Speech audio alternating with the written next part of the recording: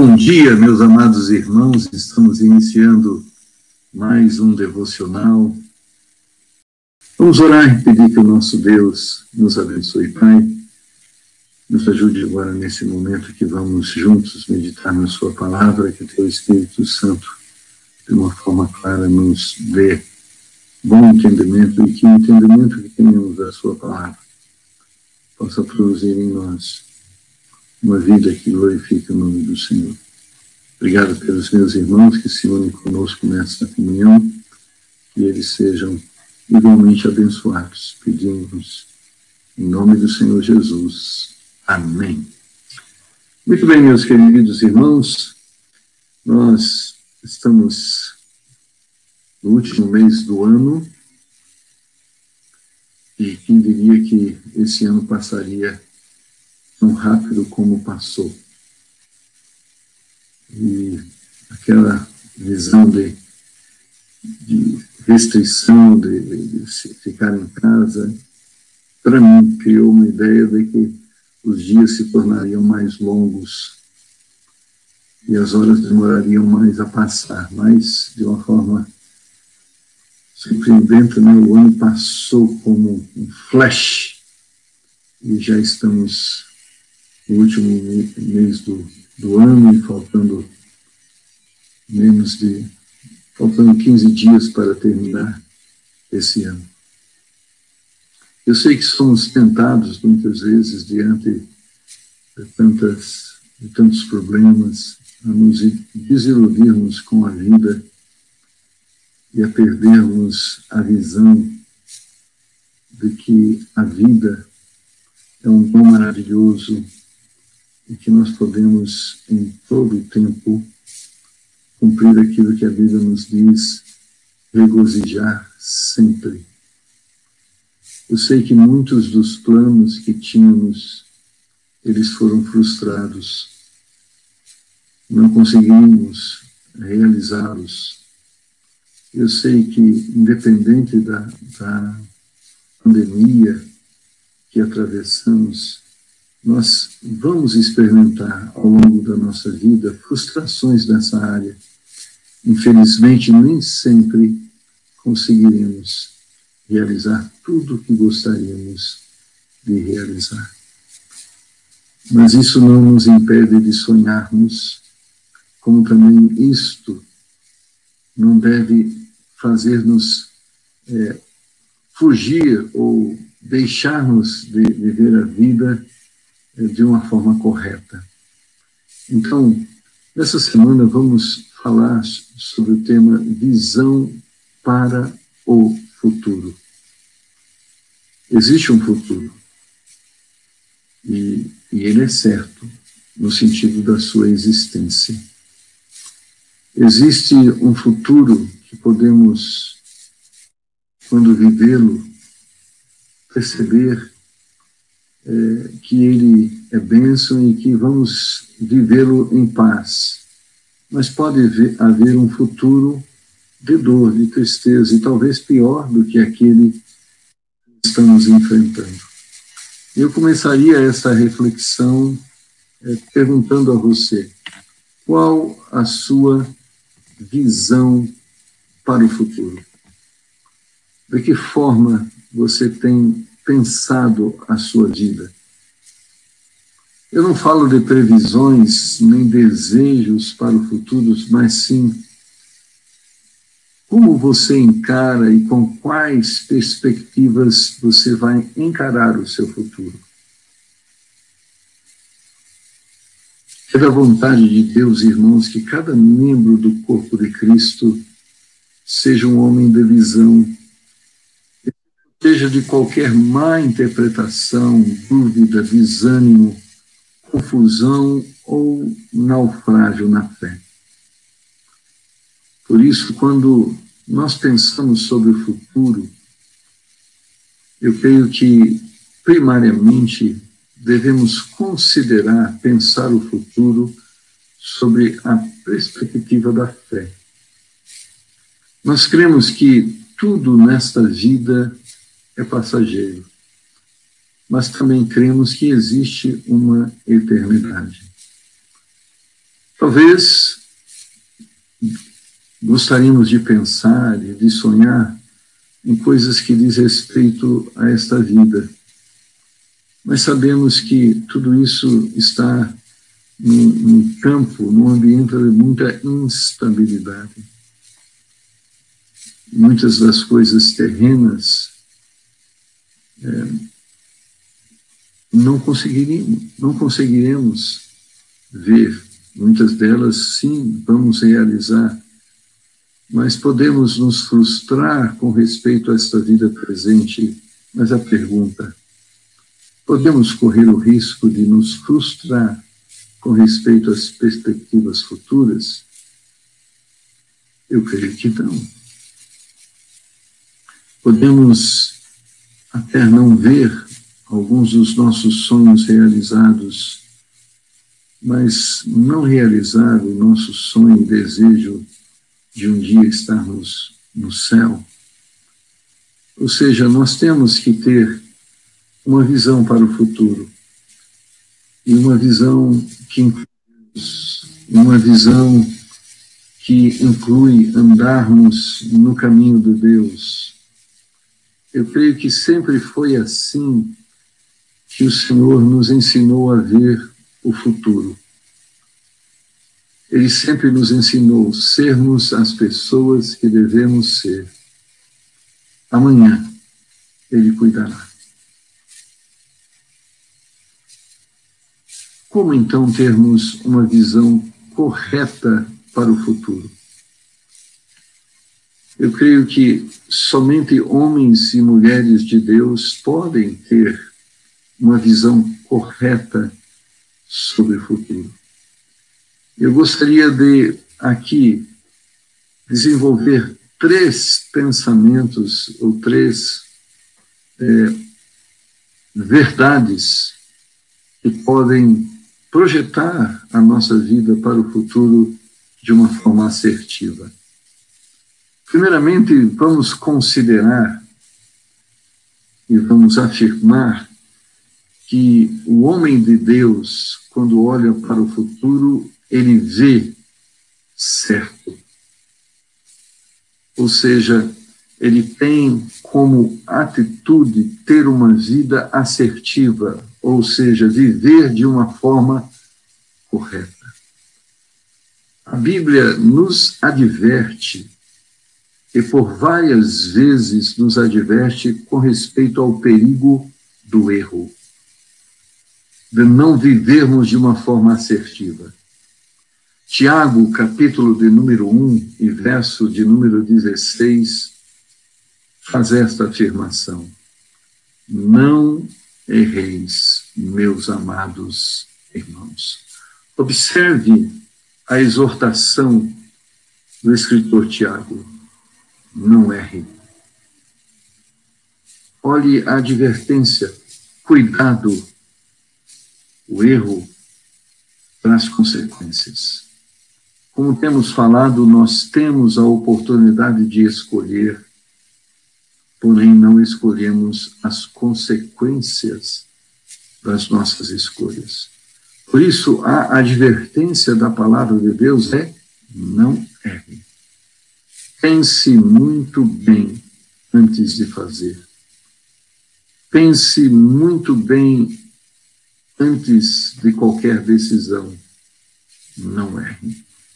E essa mesma advertência nós vamos encontrar lá em Gálatas, capítulo 6, versículo de número 7. Gálatas, capítulo de número 6 e verso de número 7, diz-nos assim: não erreis, Deus não se deixa escarnecer, porque tudo o que o homem semear, isso também se fará. Então, quando pensamos no futuro, quando planejamos a nossa vida para o futuro, uma das coisas que temos que considerar é não errar. O erro traz consigo grandes consequências. O preço é muito caro. Paulo também vai escrever em 1 Coríntios, capítulo de número 6 e verso de número 10, e ele vai caracterizar o que é erro, o que você deve entender como erro. Em 1 Coríntios 6:10 diz-nos assim a palavra de Deus: não erreis, nem os fornicadores, nem os idólatras, nem os adúlteros, nem os afeminados, nem os sodomitas, nem os ladrões, nem os avarentos, nem os bêbados, nem os maldizentes, nem os roubadores herdarão o reino de Deus. E certamente de uma forma muito clara, o apóstolo Paulo fala que errar, o que é errar? É viver de uma forma contrária a Deus, é viver de uma forma contrária aos princípios de Deus, é viver de uma forma contrária àquilo que Deus determinou, o projeto que Ele teve quando nos criou. Por isso, Paulo vai dizer: não erre, não ande por esse caminho, não tenha essa atitude. Por isso, se nós queremos um futuro abençoado, um futuro de vitória, o grande conselho de Deus, tenha uma visão, veja de forma certa. O homem de visão vê certo. Ele não se deixa levar pela maioria. Quando nós olhamos a história de Jesus Cristo, durante o seu tempo de ministério, no princípio, as pessoas o aclamavam. Multidões o seguiam. As pessoas o aplaudiam. Vibravam com a sua presença. Mas logo depois, o desejo deles era que ele morresse. No início era Hosana, e depois crucifica-o.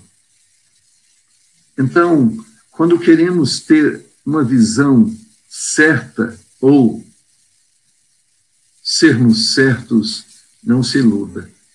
Não é porque todos fazem que é certo. Não é porque a maioria defende é que é verdade. Certo é aquilo que Deus diz que é certo. Certo não é aquilo que necessariamente é gostoso, é prazeroso, porque há muitas coisas que são prazerosas, mas o seu prazer dura apenas alguns minutos, ou talvez alguns dias, ou mesmo alguns meses e até anos, mas o final é a morte. O homem de Deus tem uma visão e vê certo, e ele vê certo porque não se deixa levar só porque algo funciona. Há um ditado que muitas pessoas vivem na sua prática: os fins justificam os meios. Está dando certo, eu estou me sentindo melhor, isso me dá alegria, isto me dá prazer, isto funciona. Às vezes, muitos têm escolhido mentir, porque a mentira funciona. Está dando certo. Muitos estão a roubar porque estão obtendo lucro. Muitos estão a adulterar porque estão sentindo prazer. Mas a pergunta é: porque está dando algum resultado positivo? É certo? É correto? É a forma que devemos viver? Nem sempre aquilo que funciona é certo. Além de funcionar, temos que ter a aprovação divina. A palavra de Deus nos adverte que há caminhos que ao homem parece direito, mas ao final são caminhos da morte.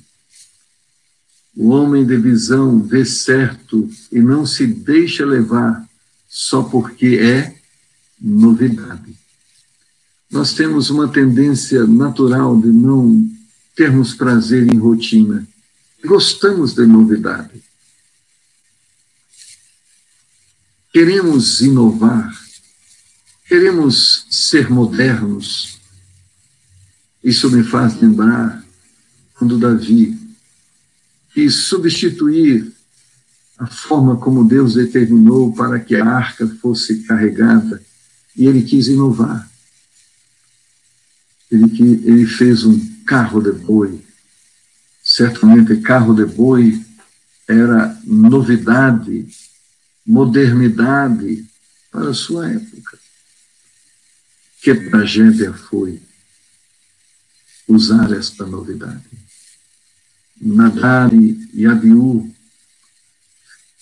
fizeram sacrifício com fogo estranho e foram consumidos. Cuidado com as novidades, com as ondas. Cuidado para não correr o risco de achar que o que vai agradar a Deus são coisas novas. Mas creia, o que agrada a Deus são antigas coisas. E sabe por quê? Porque as verdades do Senhor são eternas. Não precisamos mudar a liturgia do culto para agradarmos a Deus. Por outro lado, muitos mudam para agradar os homens. Cuidado com as novidades. Não se iluda com quantidade. Às vezes, para nós, sucesso significa resultado. Recentemente, lá em Criciúma, houve um assalto bilionário. 80 bilhões de reais. Certamente algo que aos olhos dos criminosos foi bem sucedido. Rendeu um enorme valor. Nem sempre quantidade significa qualidade. Nem sempre quantidade significa bênção de Deus. Nem sempre quantidade acompanha o selo de aprovação. Por exemplo, cemitérios são enormes e crescem todos os dias. Mas é bom? Câncer é uma doença que se multiplica diariamente pelo mundo. É bom? Quantidade não é o que buscamos, mas buscamos o que é certo. O homem que vê certo previne-se contra mentira. Ouve o que se fala, lê o que se escreve, mas discerne tudo e retém o que é bom à luz da palavra de Deus. Estamos cercados por muitas vozes. Diante de nós há muita literatura. Mas porque foi fulano de tal que escreveu que é certo? Porque foi fulano de tal que pregou? E porque foi fulano de tal o que ele pregou é certo? Cuidado. Faça como os bereanos. Ouça, veja e julgue. Julgue com que critério? Julgue usando a palavra de Deus. E veja se aquilo que se falou, se aquilo que estamos a ver se identifica com aquilo que a palavra de Deus diz. O crente que vê certo não se esquece de que o pecado entrou no mundo porque o homem não creu no certo e vacilou entre é certo que morrerás de Deus e é certo que não morrerás da serpente. Cuidado com a mentira. O diabo é o pai da mentira. E ele afirma as suas mentiras e soa ao ouvido dos seus ouvintes como uma verdade. É certo que morrerás, disse o Senhor. É certo que não morrerás, disse a serpente. Porém, nós sabemos que o certo não foi o que a serpente disse, mas o que o Senhor disse. Por isso, o crente que vê certo não se esquece de que o pecado entrou no mundo, porque o homem não creu no certo e vacilou entre o certo de Deus e o certo de Satanás. Por essa razão, ele aceita a exortação das Escrituras. Não erreis. Ele reconhece essa afirmação como algo de grande valor. Ele sabe que a sabedoria deste mundo é loucura para Deus. E ele tem uma verdade absoluta para a sua vida, aquilo que diz Provérbios capítulo 1, verso 7. O temor do Senhor é o princípio do conhecimento. Os loucos desprezam a sabedoria e a instrução. O homem de Deus vê certo. E ele vê certo, porque ele entende que ver errado levará ele às consequências. Ele entende que vai estar diante de Deus. Ele entende que um dia sua vida será julgada, suas palavras, seus atos, e por isso ele tem temor. Certamente neste novo ano que vamos adentrar, surgirão novas ideias, novas sugestões, mas se você deseja ser um homem de visão, você vai avaliar tudo com prudência à luz das Escrituras. O homem de Deus vê certo porque tem a sua vida orientada pela palavra de Deus. E eu quero encerrar esta reflexão lendo o Salmo de número 1, versos de número 1 a 2. Salmo 1, 1 e 2. Bem-aventurado o homem que não anda segundo o conselho dos ímpios, nem se detém no caminho dos pecadores, nem se assenta nas rodas dos escarnecedores. Antes tem o seu prazer na lei do Senhor, e na sua lei medita de dia e de noite. Cuidado. Cuidado, irmão. Cuidado, jovem. Viva uma vida baseada na palavra de Deus, e você não vai errar. Viva uma vida fora da orientação da palavra de Deus, você já errou. E a Bíblia adverte que esse caminho é de destruição e miséria. Porque a verdade deve ser buscada, e a verdade está em Deus. Devemos fazer o que é certo, porque é certo. E por que é certo? Porque Deus disse que é certo. É desta forma que o homem de Deus vê. É dessa forma que nós devemos ter uma visão para o futuro. O projeto e o plano que você deve estabelecer para a sua vida, independente da pandemia, independente de que o mercado econômico amanhã seja favorável. A advertência de Deus. Se quer um bom plano para o futuro, veja da forma certa.